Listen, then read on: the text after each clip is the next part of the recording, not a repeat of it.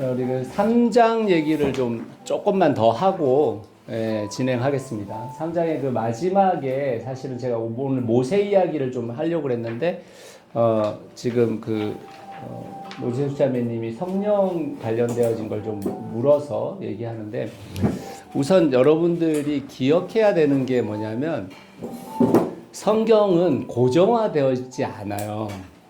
그게 무슨 말이냐면, 성경은 어떤 부분에 대해서 이야기했지만 그 이야기를 하고 난 이후에 다시 또 변화되는 과정을 겪고 있다는 것을 기억하셔야 됩니다. 예를 들면 이런 거예요. 하나님께서 출애굽한 백성들에게 그 출애굽에 관련되어져서 규례를 줍니다. 광야 생활 규례인 거죠. 근데 이제 그 규례에 보면 그 규례를 준 것이 지금부터 영원할 것이다 라는 표현을 써요. 영원할 것이다. 어떤 나팔을 부는 것은 영원할 것이다 이렇게 표현합니다. 그러면 우리가 생각하는 영원이라는 개념 자체가 지금부터 이거는 절대 바꿀 수 없는 무엇이야 이렇게 생각하시는데, 그런 게 아니고요. 영원이라는 개념 자체는 그때의 그 시간과 그 가치가 고정되어지는 순간까지를 말하는 거예요. 다시 말하면 광야 생활까지 영원할 것이다 라는 뜻입니다. 이해가 되세요? 그러니까 우리가 자꾸 이제 어떤 부분에 대해서 고정화된 관념을 가지면 그 고정화된 관념을 현대까지 가져오는 경우들이 많거든요. 그걸 이제 문자적 해석이라고 하는데, 어떤 분들은 이렇게 얘기합니다. 그러면 성경을 문자적으로 해석하지 뭘로 해석해요? 이렇게 얘기하는 분들이 있어요. 그런데 그 문자적 해석이라는 것이 반드시 필요하죠. 필요 없다는 얘기가 아닙니다. 그렇지만 그것이 변경되어지는 과정을 겪는다라는 거예요. 예를 들면 우리가 지금 신앙생활 할 때 제사 안 드리잖아요. 동물 제사 안 드리시잖아요. 그러니까 성경이 요구하는 그 기간이 있다라는 거예요. 이제 그걸 여러분이 꼭 기억하셔야 됩니다. 그렇지 않으면 우리가 어떤 특정한 무엇인가를 고정화하게 되어집니다. 자, 성령에 관해서도 마찬가지예요. 성령에 관해서가 구약에서는 성령은 모든 사람에게 임하는 게 아니에요. 성령은 부분적으로 임합니다. 부분적으로. 또 특정 사람에게만 임해요. 성령이. 그런데 사도행전 2장을 통해서 성령이라는 존재가 신약에 와서는 모든 사람에게 임하게 됩니다. 달라졌단 말이에요. 개념 자체가 달라졌습니다. 자, 근데 당시에는 침례, 즉 말해서 이제 우리가 보통 이제 장로교인들이 많으시기 때문에 세례라는 단어, 침례 이렇게 동일한 겁니다. 근데 이 침례라는 개념 자체가 원래 유대교 안에는 침례가 없어요. 근데 침례를 했던 유대교의 사람은 누구냐면 외부 사람이었는데 유대교 안으로 들어온 사람, 그런 사람들에게 침례를 얘기했던 겁니다. 침례를. 누구에게도 원래 유대교의 태생이나 이런 사람들은 침례라는 게 없는 겁니다. 그런데 외부에서 들어온 사람에 한해서 침례를 줬단 말이에요. 그 침례 과정이 결국에는 회개의 과정하고 똑같은 거예요. 제3의 문제처럼 인식되었습니다. 처음에는. 그런데 이것이 제3의 문제로 가다가 어떤 일이 벌어지는 거냐면, 이 침례라는 개념이 결국에는 제3을 얻고 예수 그리스도를 주인으로 받은 자가 공동체 안으로 들어올 때에 받는 형식이 된 거예요. 침례와 세례는. 그래서 원래 세례나 침례는요, 구원받은 내가 하나님 예수 그리스도를 구원자요 주인으로 모신 사람이 받게 된 거지, 그거 전에 물침례를 통해 가지고 회개하고는 별 상관이 없어요. 지금의 현재는. 근데 과거의 신약 시대에 침례 요한이 준 침례는 철저하게, 왜냐하면 침례 요한이 준 침례는 성령께서 모든 사람에게 임하기 전에 주어진 거잖아요. 그러니까 침례가 회개처럼 느껴지는 겁니다. 회개처럼, 제사함처럼 느껴지는. 그런데 그 이후의 침례는 모든 사람에게 성령이 임했잖아요. 그러니까 예수 그리스도를 받아들이는 구원자로, 구주로 받아들인 모든 사람에게 성령이 임하는 거니까. 그러니까 그 침례 자체가 성령이 임한 자가 받게 되어지는 것이 돼버린 겁니다. 그래서 그 상황들을 이해하시고 그 변천을 이해하셔야 되는데, 많은 분들이 그 변천에 관련된 것은 이해하지 않으려고 하고, 단순히 이제 지금 소위 말하면 장로교가 취하고 있는 방법이 입교를 하잖아요. 입교는 교회 안으로 들어왔다는 거잖아요.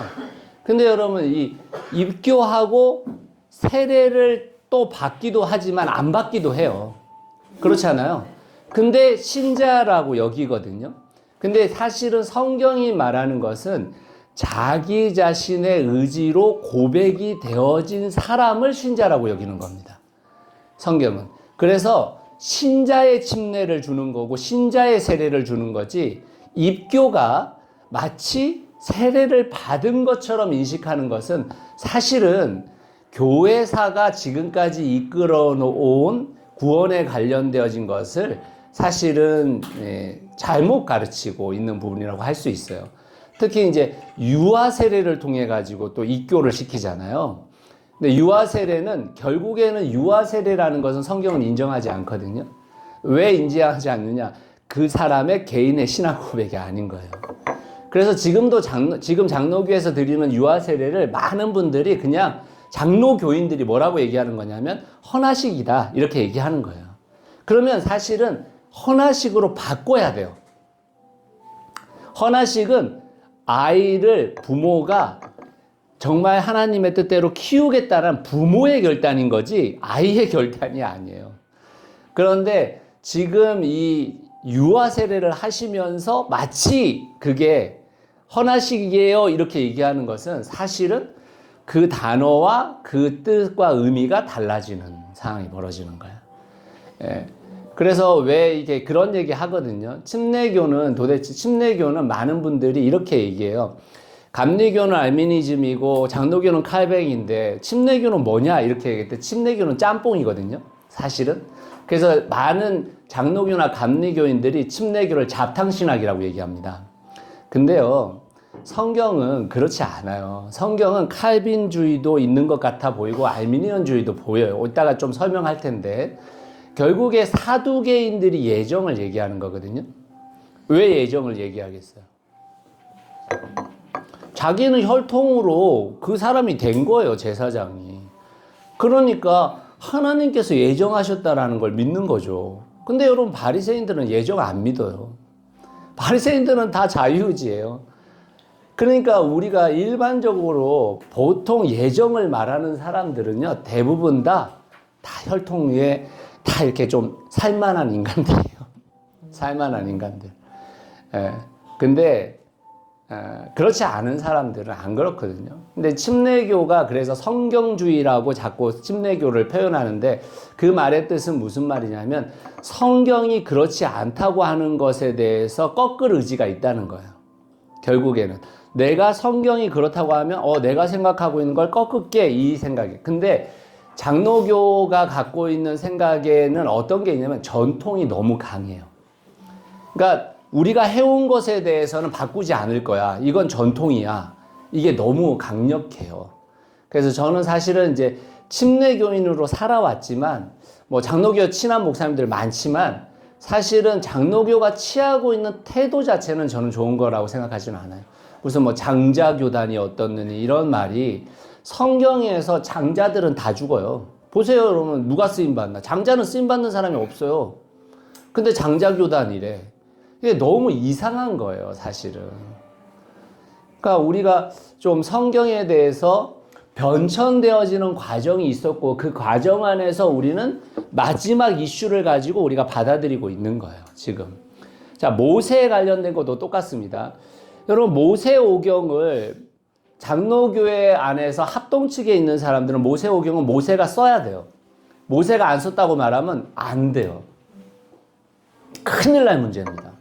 근데 여러분, 모세오경을 보시면 모세가 썼을 가능성이 거의 없어요. 왜 그러냐면 여러분 우선 모세를 13세기 또는 15세기로 보거든요. 예, 보수적인 신앙에서는 15세기로 보고 자유주의 신앙에서는 13세기로 봐요. 자, 근데 문제는 뭐냐면 히브리어라는 이 언어 자체가 상용화 되어진 것은 7세기, 8세기예요. 아모스 때부터예요. 아모스 때부터. 자, 그러면 그 전에 있었던 이 사람들이 결국에는 히브리어라는 것으로 이걸 기록해서 남겼다? 가능하지 않은 문제예요. 뭐 이집트의 상형 문자나 이런 걸로는 남길 수도 있겠죠. 그렇지만 그 쓰여진 때가 이때다라고 말하는 거는 결국에는 이 세상에서 언어학자들과 다 부딪히는 겁니다. 언어학자들하고 다 부딪히는 거예요. 근데 하나님의 성령으로 신적 의지로 이게 된 거야 이렇게 말하는 것 자체가 이상한 거거든요. 근데 신명기 5장 5절에 보면 이스라엘 백성들이 모세가 늙어가는 것에 대해서 걱정을 합니다. 늙어가는 거야. 이제 우리의 지도자 모세는 어떻게 되는 겁니까? 그랬을 때 신명기 5장 5절은 시대마다 모세와 같은 이가 나올 것이다 라고 얘기합니다. 그러니까 이거를 보통 명사로 볼 것인지 아니면은 고유명사로 볼 것인지의 문제가 생기는 거예요. 모세를 고유명사로 보면 결국에 모세오경은 모세가 썼다고 말할 수 없습니다. 그런데 시대마다 모세와 같은 이가 나오기 때문에 결국에는 그 시대의 모세가 그것을 기록한 것으로 보는 거예요. 근데 우리는 그런 걸 잘 인정하려고 하지 않죠. 예. 우리는 고정화되어진 그 모든 것들이 고정화된 채로 이해되기를 바라요. 근데 여러분 잘 생각해 보셔야 됩니다. 출애굽에서 인구들이 출애굽에서 나온 백성들을 60만이라고 표현해요. 성경에서는. 근데 여러분 인구학자들이 식량학자들과 살펴봤었을 때 고대 이집트에 살았던 사람들 전체를 따졌었을 때 아무리 많아도 20만이 안 된다고 봐요. 그럼 어떻게 대답을 할 거예요? 방법이 없어요. 그렇게 되면. 근데 고대 언어는 이중의미, 삼중의미를 갖고 있는 단어들이 굉장히 많거든요. 제가 예전에 한번 말씀드렸지만 하루가 천년 같고 천년이 하루 같다. 이런 말이 하루도 요미고 천년도 요미예요. 문장에 따라 달라요. 근데 거기에 그 60 다음에 붙어 있는 단어 자체가 천단이라고 이해할 수도 있지만 그 원래 또 하나의 단어는 뭐냐면 소대라는 단어예요. 소대. 그러니까 군대의 소대라는 단어입니다. 60소대 이렇게 보는 거예요. 그러면 그렇게 해봤자 소대라는 것은 결국 한 30명 되는 거거든요. 많아봤자. 그러면 60 곱하기 30 정도로 보는 거예요. 그러면 인구학자들의 이야기에서 얼마든지 가능한 문제가 되거든요. 근데 우리는 그렇게 생각 안 하는 거예요. 사실은 여러분 60만을 지금 이집트에서 시나강야까지 줄 세우면 줄이 세워지는 숫자예요. 지금 이스라엘이 우리나라 경상남도만 해요. 근데 뭘 이렇게 60만이 지금 그러니까 우리가 지금 잘 생각을 하셔야 됩니다. 자꾸 고정화된 것으로 그러니까 이야기들을 하게 되면 그 고정화된 것으로 누군가에게 설명을 할 수도 없고 우리는 억지로 우기는 사람만 되는 거예요. 지금 여러분 저도 이제 요즘도 여전히 창조신학회? 뭐라고 하지? 창조과학회. 창조과학회 이야기들이 계속 이제 한국교회 여전히 고전에서는 회자되고 있는데요. 사실 창조라는 단어와 과학이라는 단어를 묶으면 안 돼요. 과학이 아니에요. 과학책이 아니에요. 성경이 무슨 과학을 묶어요. 창조신앙회 뭐 이러면 좋아요. 창조신학회 이것도 괜찮아. 근데 창조과학회? 과학자들이 도저히 이해할 수 없는 얘기들을 한단 말이에요. 근데 그거를 신앙 하잖아요. 여전히 이 타임지에서 얘기했었던 우리 뭐 그 2000년대 초반에 나왔던 그 공룡 발자국과 사람 발자국이 함께 그 찍힌 거 그런 사진 가지고 계속 얘기한단 말이에요. 근데 그것을 그 발견했던 그 사람의 손녀가 다 고발했잖아요. 그거 전부 인위적으로 만든 거라고. 근데도 우리는 이 세계의 언론이 충분히 검증되어져서 얘기한 것도 여전히 신앙으로 해석하려고 해요. 그런 게 아닙니다. 괜히 그런데 빨려 들어갈 필요 없어요. 굉장히 혹한 얘기를 하는 것 같아요. 방주 뭐 이렇게 해가지고 아라라산을 우리가 발견했다. 그래서 방주의 잔재들이 여전히 남아있다. 막 이런 얘기를 하거든요. 여러분 전 세계에 아라라산이라고 이방 소위 말하면 이단들이 아라라산이라고 정한 산들이 한두 개가 아니에요. 그리고 그 수천 년 동안 그 이단들이 노아의 방주를 실현해 보려고 노아의 방주를 지은 데가 한두 군데가 아니에요. 그거 다 부서져 가지고 나무 조각들이 있는 거예요. 그런 거 없습니다. 아라라산에 노아의 방주 잔재 이런 거 없어요. 그러니까 우리는 자꾸만 우리가 뭔가를 막 설득하려고 하는 누군가를 설득하고 누군가 이걸 믿게 하려는 이 의지 때문에 오히려 가짜를 더 만들어내요. 근데 여러분 그거 밝혀지면 얼마나 부끄러운 일이에요. 부끄러운 일. 그러니까 제가 여러분들한테 말씀드린 것은 모세도 그렇고 성령도 그렇고 계속해서 구약으로부터 신약에 지금의 시대까지 계속해서 신학은 발전해 왔다는 거예요. 그리고 하나님도 여전히 그 태도를 바꾸신 게 되게 많아요. 제가 말씀드렸잖아요. 이스라엘 백성들이 가나안에 정착할 때에 땅을 배분했습니다. 그 땅을 배분했는데 그 땅의 유산을 받을 수 있는 사람들은 다 아들밖에 없었어요. 딸은 못 받았습니다. 근데 이 딸들이 아버지가 돌아가시고 아들이 없는 상태예요. 그러니까 자기의 유산을 뺏겨야 되잖아요. 그래서 여호수아에게 가서 건의해요. 그 여호수아가 가서 기도해 보더니만 하나님께서 말씀하셨다. 여자에게도 가능하게 만들어라. 이렇게 만들었어요. 자, 하나님 태도 바꿨죠.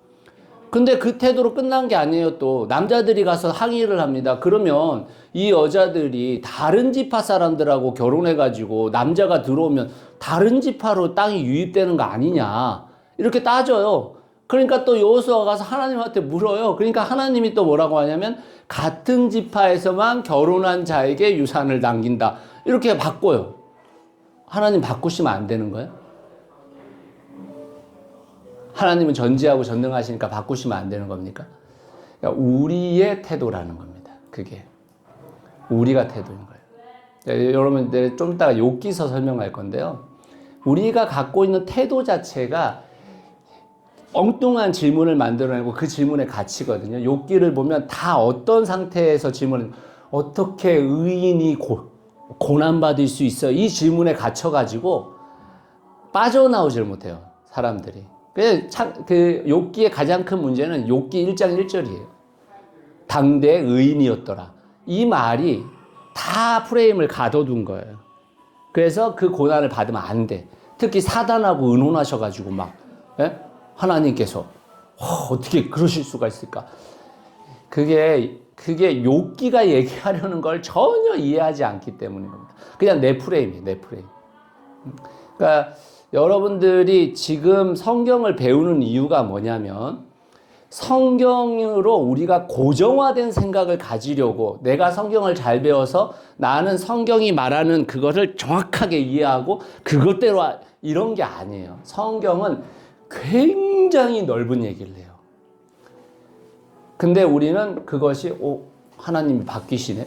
하나님이 뭘 이렇게 자꾸 왜 이러시지? 이런 생각을 갖는 거죠. 네. 그래서 제가 여러분들에게 말씀드릴 때 이런 부분들이 여러분들에게 혼란을 가져다 주려고 하는 게 아니에요. 그냥 여러분 안에서 그 바뀐 것들이 충분히 가능하다. 충분히. 그 부분들을 좀 받아들이실 필요가 있습니다. 자, 사도행전 4장으로 한번 가보겠습니다. 4장. 자,